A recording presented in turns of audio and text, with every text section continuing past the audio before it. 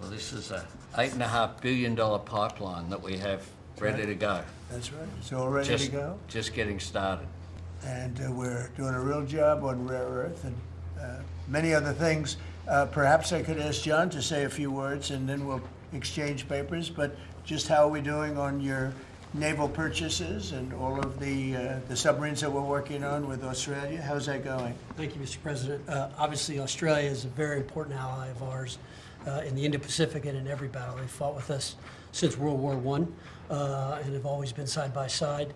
The facility that they're building, Surf West, is critical and very important to our ability to project power in the Indo-Pacific and work with our allies. So we're working very closely. I think what we're really trying to do is take the original Aukus framework and improve it for all three parties and make it better and clarify some of the ambiguity that was in the prior agreement. So it should be a win-win for everybody, sir. And the submarines that we're building for Australia are starting to really move along, right? The process is getting very exciting, isn't it? We're getting better. That's good. Very good. It's going to be great. Thank you very much. Maybe we'll hold this up. Okay. Here we go.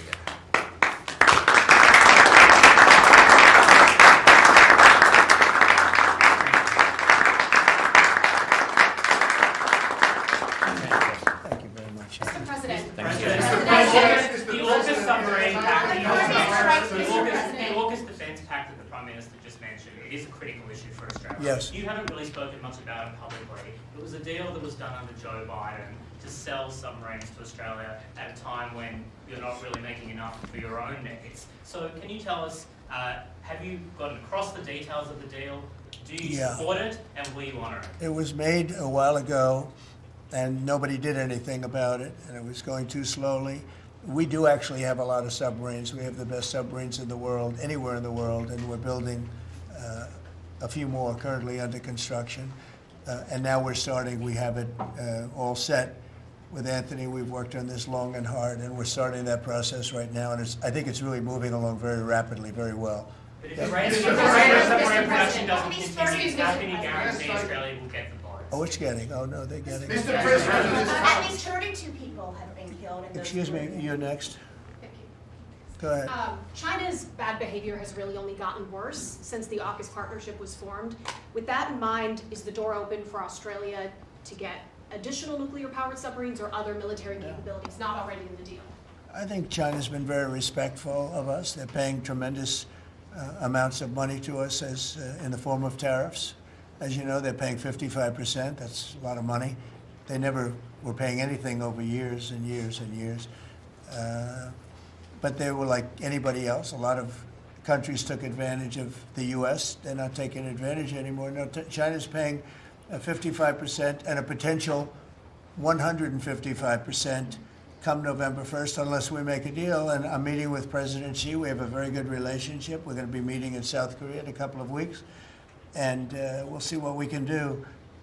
We have a very good relationship with China, but you know, it's been probably a little bit like your relationship with China. They try and take advantage, but most countries do. I mean, I can say the European Union took advantage, but not anymore. We worked out a very fair trade deal. Japan, we worked out a very fair deal. South Korea, where I'll be meeting President Xi, we worked out a very fair deal. And I expect we'll probably work out a very fair deal with President Xi of China. So most of you will be with us. It's going to be very exciting. And I think we're going to work out something that's good for both countries. Are you at least interested in expediting the nuclear-powered subs to Australia? Well, we are doing that, yeah. We're doing that. We have them moving very, very quickly. Mr. President, Yeah, please. Mr. President, I don't think you've ever been to Australia. Have you thought about coming to Australia and trying out some of the golf courses? I would, and I actually have been to Australia, and I did play one of your great golf courses. They have great golf courses there. But I have been to Australia, actually. Will you come again? Oh, I would. In fact, I've been invited to go, and Indeed. I'll have to give it serious consideration. No, it's a real Did possibility. the Prime Minister invite you today? He did. And perhaps we could time it, must be said, with the President's Cup that Australia hosts as well. So When is the President's Cup? we'll organise it at a time suitable for you, Mr. President. Everybody, please, in the back, please. Yeah, in the back, please. Yeah, Mr. President, the Prime Minister mentioned that there's a trade imbalance that's very heavily in America's favour. Why does America slap such heavy tariffs on a friend and ally? Well, we like don't, Australia? yeah. Well, we do in some cases. We do in many cases because we've been treated unfairly. But actually, the tariffs are very light. The one thing is you buy a lot of airplanes, so that helps because you buy a lot of the beautiful Boeings, the best of the Boeings. Boeing, and by the way, Boeing is really doing well. They have lots of orders, and they're really doing a great job. They make a great plane. But Australia, because of its location, which is great, but one of the things dictated by that location is you have to order a lot of airplanes. So I guess we have that advantage. They need a lot of airplanes in Australia, and that gives us a little bit of an advantage. Mr. President, yeah, your Secretary of War, Pete Hegseth, in his Shangri-La speech in, I think it was May, warned about the potential likelihood or threat of President Xi ordering an invasion of Taiwan. 2027 is also the year that Fleet Base West is supposed to start rotating those US and UK submarines. Do you see Aukus as a deterrent for China in the Indo-Pacific? Yeah, I do. I think it is, but I don't think we're going to need it. I think we'll be just fine with China. China doesn't want to do that. First of all, the United States is the strongest military power in the world by far. It's not even close. Not even close. We have the best equipment. We have the best of everything, and nobody's going to mess with that. And I don't see that at all with President Xi. I think we're going to get along very well as it pertains to Taiwan and others. Now, that doesn't mean it's not the apple of his eye, because probably it is. But I don't see anything happening. We have a very good trade relationship. We're going to have a very good, I think when we leave South Korea, it could be wrong, but I think we'll end up with a very strong trade deal. Both of us will be happy. I don't see that happening, no. Given the trade surplus that the US enjoys with Australia, would you consider lifting the tariffs that you've imposed on Australia? And can you give us any details about the critical... Yeah, well, the tariffs have been amazing because, tariffs have been really a reason that I was able to settle almost all of the, I've settled 8 wars in 8 months. Not bad. I have one more to go. It's Russia-Ukraine, and I think we'll get there, but it's turned out to be nasty because you have 2 leaders that truly hate each other, You can't have it all, right? They hate each other beyond all else, and it makes it actually a little bit difficult. But we try, of the 8 deals, I would say because of tariffs, 4 or 5 of them were settled. It's an amazing thing, the power of tariffs in terms of our country.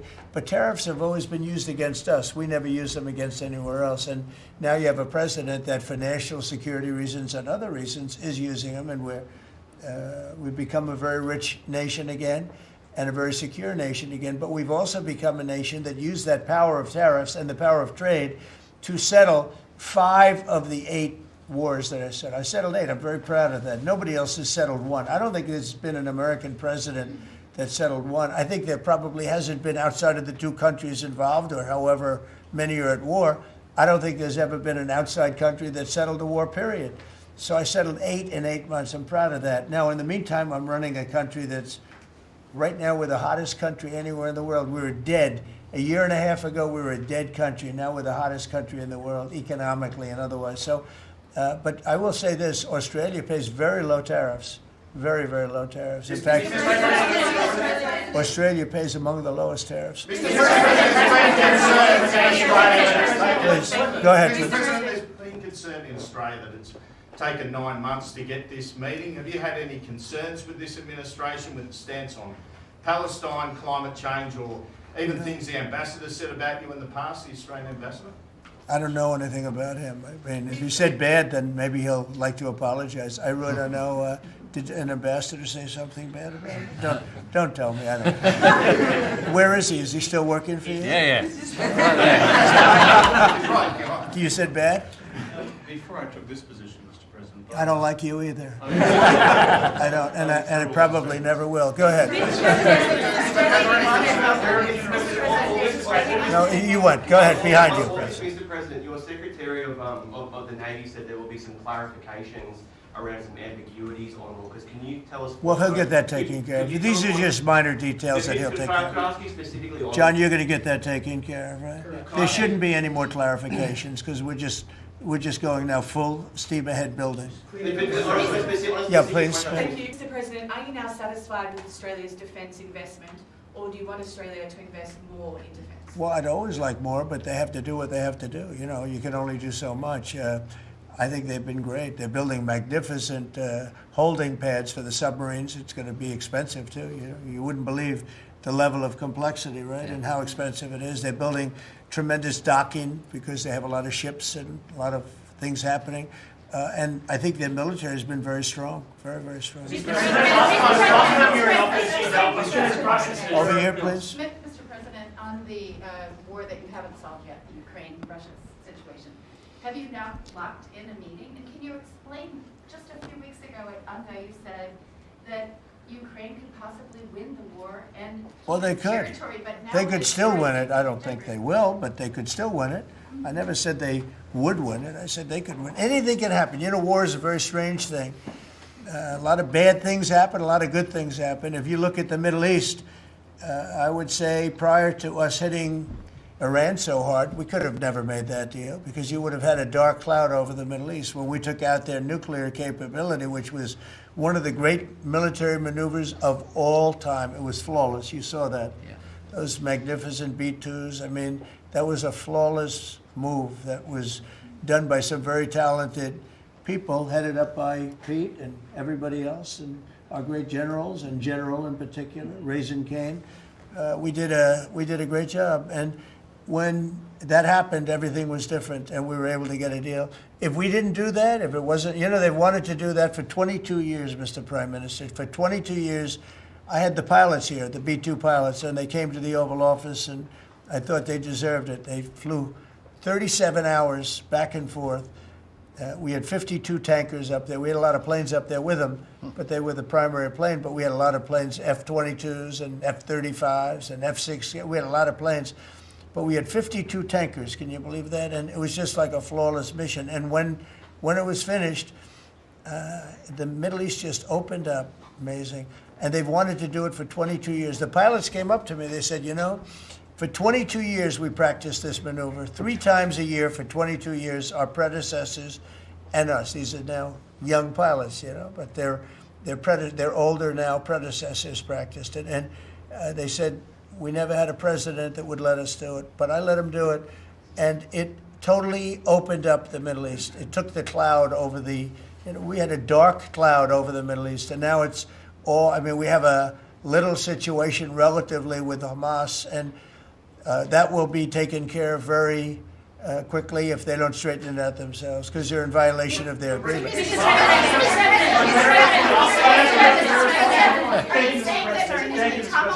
On rare earth minerals, Australia is one of the only places in the world that processes rare earth minerals. Could there be an agreement? China has 90% of the processing. Could there be an agreement over processing rare earth minerals with Australia? Sure, Yeah. That's what we're doing. That's it's part of the agreement. Part of the agreement. Can you say with certainty? Go ahead, please. Thank you, sir. Just, sorry. Yeah. On a follow-up on Taiwan, there are reports that you will come up, or China is pressuring you to not support independence for Taiwan in exchange for a trade deal. Well, I'm not going to talk about that. What I'll talk about, you and I will have that discussion in a couple of weeks when I'm in South Korea with President Xi. We're going to be talking about a lot of things. I assume that's going to be one of the things, but I'm not going to talk about that now. Yeah, please, go ahead. Mr. President, you just alluded to the violence in the Middle East. What steps is the administration taking to maintain the ceasefire? Well, a lot of steps, and right now it's in the hands of others. You know, we have 59 countries that agreed to the deal. We have a peace in the Middle East for the first time ever. We made a deal with Hamas that, you know, they're going to be very good, they're going to behave, they're going to be nice, and if they're not, we're going to go and we're going to eradicate them if we have to. They'll be eradicated, and they know that. So they went in, and I don't believe it was the leadership, but they had some rebellion in there among themselves, and they killed some people, a lot of people. But this is a violent group. You probably noticed over the last 100 years, this is a very violent group of people.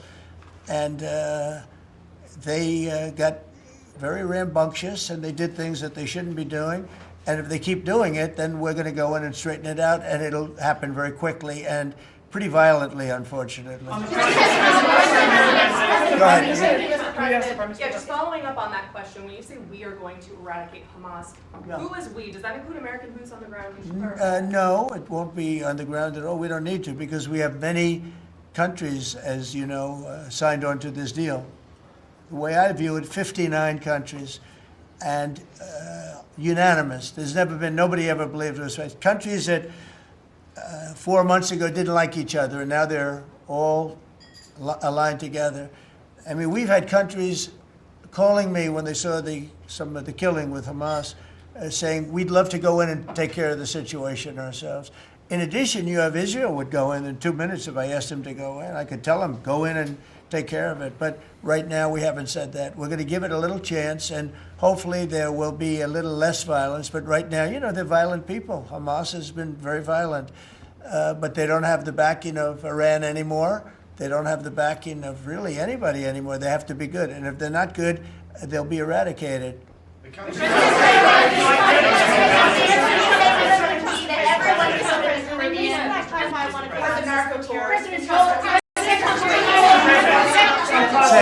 Were any innocent civilians killed in the Caribbean, Mr. Not you. Go on, please. Could the Prime Minister weigh in more on the processing? Yeah. And can Australia expand the process of rare earths? Absolutely we can, and we have the capacity to do so, and part of this deal is very specific, $8.5 billion pipeline. There'll be $1 billion contributed from Australia and the United States over the next 6 months with projects that are immediately available. There's 3 groups of projects, ones that are joint activities between Australia and the United States, such as Alcoa. Secondly is projects that will be US investment, that the US will undertake in Australia, including processing, and that Australia will, some as well, is Australia, Japan as well. So what is to take which are there. Australia's had a view for some time, a bit similar to putting America first. Right.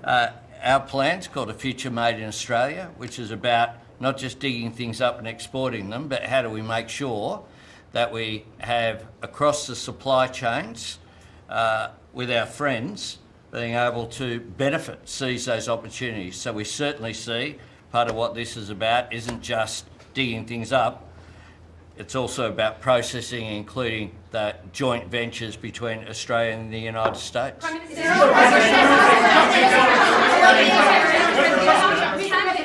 the US and Australia really compete with China? Aren't we decades behind in terms of the development? No. You've been reading the wrong newspapers. We're not decades. We are way ahead of China militarily, the United States. We're way ahead of them in every form of military, other than they're building a lot of ships, and we'll have that started. We'll be catching them on that. When it comes to but we will, when it comes to weaponry, when it comes to, I'll go, right now, AI. The big thing is AI. They're building more plants in this country than anybody ever imagined. We're going to have over $20 trillion of investment for this year. Where the most we ever had was a tiny fraction of that. As an example, Biden, who's the worst president in the history of our country by far, by the way, but they were less than $1 trillion for 4 years. We're already now breaking $18 trillion of investment in 8 months. 18 trillion. No country in history has ever done that. We're way ahead of China in AI, and we're way ahead of China militarily from the standpoint of the sophisticated weapons. We have weapons that a lot of people don't even know about it. I got them started 4 years ago. I rebuilt the military 4 years ago, fortunately, because Biden didn't do anything but give a piece of it away to Afghanistan. Fortunately, as much as it sounded like it was a small part of what I built, but the Afghanistan giveaway was one of the worst. That was probably the most embarrassing day in the period in the history of our country.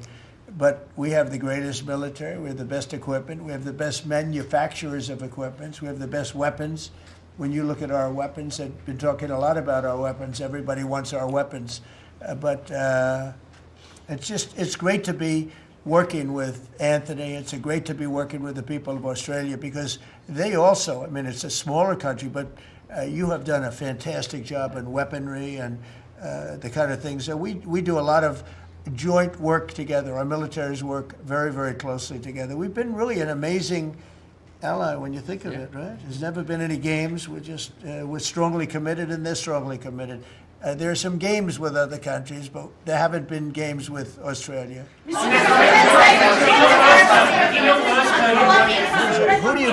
Where do you come from? I'm from Australia. Who are you with? The Sydney Morning Herald. Nasty guy. Go ahead. Oh, sorry, I was just going to ask a question. All right, go ahead. On your first term, you worked with two Australian Prime Ministers, Scott Morrison and Malcolm Turnbull, you might remember. Right. They're from same side of politics as you. Mr. Albanese's different side. Can you tell us a bit more about what it's like to work with Mr. Albanese compared to those two? Well, I got along. I mean, that wouldn't be fair because, the man on my right has a big advantage. You know that, right? But I think he's doing a really good job, and we've had a very good relationship. I don't want to compare one with the other, but I'll tell you, this one is. They really have a great prime minister. Thank you. Okay, was that a good statement? I'll use it in my ads in 28.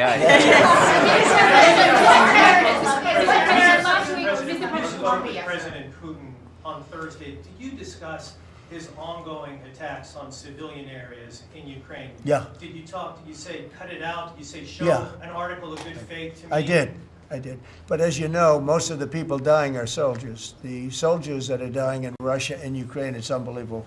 5,000 to 7,000 a week. Can you believe it? And I look at that and I say it's pretty amazing. But in addition to that, there are attacks on Kiev and some of the other places. And it's human lives, but the big number of human lives are soldiers that are being killed in the battlefield. Anywhere from 5,000 to 7,000, sometimes more than that every single week. It's not even believable. It's a bloodbath. It's the worst since the Second World War, the worst number of people. And it doesn't affect us in any way. We don't pay anything because now they pay us for the weapons that they get. The NATO is paying us for the weapons, as you know. It doesn't affect. I guess you could say that's a positive thing. They pay us, but I'm not interested in that. I did straighten it out. Biden gave them $350 billion. Can you believe it? And all they did is get deeper in. It's a shame. Gave them $350 billion. A lot of lives were lost. That's a war that would have never happened if I were president. But we do speak about that. I speak about all of the lives, but I do speak about the civilian lives. Yeah. The First Lady has done such an amazing job on the Ukrainian children who were abducted by Russia. Would you support Senator Lindsey Graham's bill to declare Russia a terrorist state? And you have within your power, you're the most powerful man on earth. Why don't you just enable Ukraine to finish this war tomorrow? Well, if you knew anything about what you were talking about, you'd be able. You do. I don't think you do, really. I don't think you do because it's a little more complicated than that. But it sounds easy. We're in the process of trying to make a deal. If we make a deal, that's great. If we don't make a deal, it'll be a lot of people are going to be paying a big price. Quiet. President Trump, so a question to both of you, if you don't mind. So I love his haircut. He's I'm going to try that. No, I love it. Go ahead. So, as we all know, China controls 90% of the global supply of critical minerals. They have launched attacks on Australian companies, primarily Lynas Rare Earths. What will happen to China if they don't play fair with this? So, it's a very interesting question. We have a tremendous power, and that's the power of tariff. And I think that China will come to the table and make a very fair deal, because if they don't, they're going to be paying us 157% in tariffs. Right now, they're paying 55 to 57%. When I was first president, first term, we had the greatest economy we've ever had. And as you know, people don't write too much about it, but China paid us hundreds of billions of dollars worth of money for tariffs. Biden left it, but he didn't enforce it. He gave exceptions to almost everything. And so he left the tariffs, but he didn't really collect the numbers that he should have collected, and because he didn't know what the hell he was doing. So now the tariffs are much higher on China than they were before. And they're high on other countries, depending on whether or not we like that country or we get along, and that's for national security purposes. So I made deals with Japan, I made deals with the European Union, or the whole of Europe practically, but the European Union, made deals with a lot of different people. We have a very fair deal for, I will say, Australia's paying a low number. They do have, I'll change it, we have a little bit of an advantage on that one. I told you, the advantage we have is airplanes. We sell a lot of airplanes to them and they need them. It's a very vibrant place and people go in and out, and I look forward to going there myself. And I think it's unlikely I'll be taking a ship. That's a long journey. That's a long journey. But China has treated us with great respect. Now, in the past, they didn't treat other presidents with great respect. They would take hundreds of billions and even trillions of dollars out of the country and they would spend it and build their military. Now they're treating us with great respect. Now we'll see what happens. I said, if we don't make a deal, I'm putting on an additional 100% on November 1st. I think we'll make a deal. They threatened us with rare earths, and I threatened them with tariffs, but I could also threaten them with many other things, like airplanes. You know about airplanes, because they can't get parts for their airplanes. We build their airplanes. We do a great job. They're largely Boeings, and we could stop the parts. We did stop the parts, actually, when they did the initial threat. That's a big... They closed down over 400 of their airplanes, but we don't want to do that. But we have a much simpler thing. If we don't make a deal, we'll charge them a very substantial tariff. And they'll be paying us hundreds of billions of dollars a year, which they're basically paying right now. We had presidents that allowed China and other countries get away with murder. We're not going to allow that, but we're going to have a fair deal. I want to be good to China. I love my relationship with President Xi. We have a great relationship. I believe after we leave South Korea, we'll be there together. We thought that would be a good place to meet, and we're going to be meeting. I'll be in Malaysia, I'll be in Japan, I'll be in a couple of others. We'll be sort of doing a little bit of a tour. I've been invited to go to China, and I'll be doing that sometime fairly early next year. We have it sort of set. But I think we're going to have a very good relationship with China. And again, they will threaten us with rare earths. I don't think they're threatening us too much right now. But they could do that, but I threaten them with something I think is much more powerful, and that's tariffs. Because at a certain point, they will not be able to do any business with us. At a certain point, if they pay enough tariffs, it's almost like saying, we don't want to do business with you, but it's probably nicer. Saying you're going to pay 158, 157% tariff is a nicer way of saying that we don't want to do business with you. And if they don't do business with us, I think China's in big trouble, I'll be honest with you. I think China is, I don't know that they even make it. I really do. I believe that they're in big trouble. And I don't want them to be in big trouble. I want them to do great. I want them to thrive. But we have to thrive together. It's a two-way street. I think when we finish our meetings, and it's going to be a big deal. Look, I'm meeting with a lot of other countries, but this seems to be the one that people are very interested in. I think when we finish our meetings in South Korea, China and I will have a really fair and really great trade deal together. I want them to buy soybeans. They stopped buying our soybeans because they thought that was punishment. And it is punishment to our farmers, but we're not going to allow that to happen because I made a great trade deal with China, a $50 billion trade deal, and they were great about it. They were doing everything that they were supposed to do. And then when Biden came in, you know, I used to call President Xi all the time to say, thank you, or you're not buying enough. In other words, they were supposed to buy. Biden, do you think Biden ever called him? I don't think Biden ever called him. You think Biden lied awake at night thinking about trade with China? He didn't know what he was doing. He was an incompetent president. We had an incompetent president, but you don't have that anymore. So I think we're going to end up having a fantastic deal with China. It's going to be a great trade deal. It's going to be fantastic for both countries. And it's going to be fantastic for the entire world. Thank you very much, everybody. Thank you, guys. Thank you very much. Thank you, guys. Thank you.